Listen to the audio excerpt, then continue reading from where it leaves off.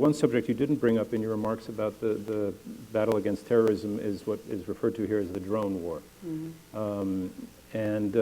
It's, in this country, as you know, for the most part, certainly in the political parties, our administration, the Republicans wouldn't disagree, it's viewed almost as an unabashed, unalloyed success.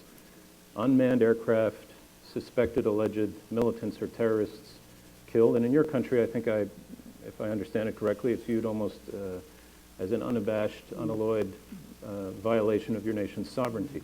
Have you, first of all, gotten anywhere, do you find in your discussions, I know you've been here for almost 2 weeks now in this country, in pushing this issue in your point of view in a way that may make a difference? Absolutely, and let me try and do it once again. Yeah, okay? Please. First of all, we do remain within the domain of, and I think being in New York and being here to attend the General Assembly session, we do remember that the United Nations Charter is important, and it was there, it came into being after there was immense bloodshed and disarray in the world. It came into being to be able to manage how we are, what is within the confines of law, what is lawful for you and what is lawful for me as countries, as nation states. Now, so when we say it is unlawful, the use of unilateral strikes, of drone strikes in Pakistan's territory is unlawful, it is illegal. I don't think anyone denies that. Not in the United States system. So let's tick one box. It is illegal and it is unlawful. Now, we also say that it is counterproductive. Now, allow me to share with you why we say it is counterproductive. Maybe I don't disagree with, so that's the second most important one which I'm going to come to. And the third one is that it does lead to some civilian deaths.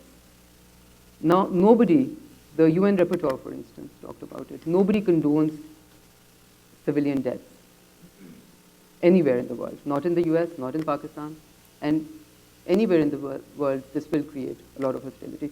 Now, coming to the second part, which I thought, why do we say it's counterproductive? When this government came into power in 2008, I would encourage you to take out the press, the editorials, the news items that used to appear in Pakistani press, both Urdu and English. I would advise you and encourage you to look at the TV talk shows that used to happen then. It was all about the American war imposed on Pakistan and what has it done for us. Let me share an example with you. Pre-9/11, there was one suicide bomb attack inside Pakistani territory. Do you know how many there have been since from 2007 till 2012? 352. And my figures may not be so current because there were 3 months back, and as you know, in Pakistan. So 352 terrorist bomb attacks inside Pakistani territory, which has killed school-going children, which had killed people who were going to the mosque or saying their Friday prayers. So these are clearly not people who ascribe to the religion that I ascribe to. These are to us as much enemies as they are to anyone else.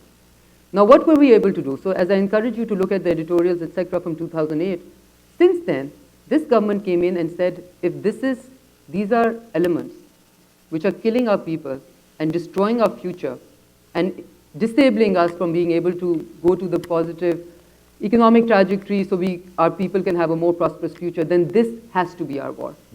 We are the ones who have to fight against them actively, both from the mind and the heart and from, the military side.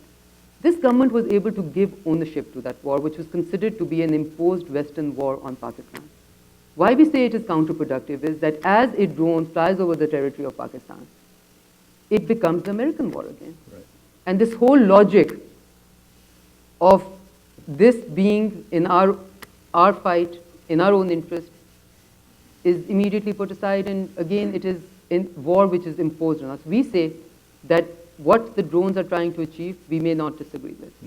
We do not disagree with. If they're going for terrorists, we do not disagree with them. But we have to find ways which are lawful, which are legal, and which are not counterproductive to be able to achieve the same objective. So that's all there is to it.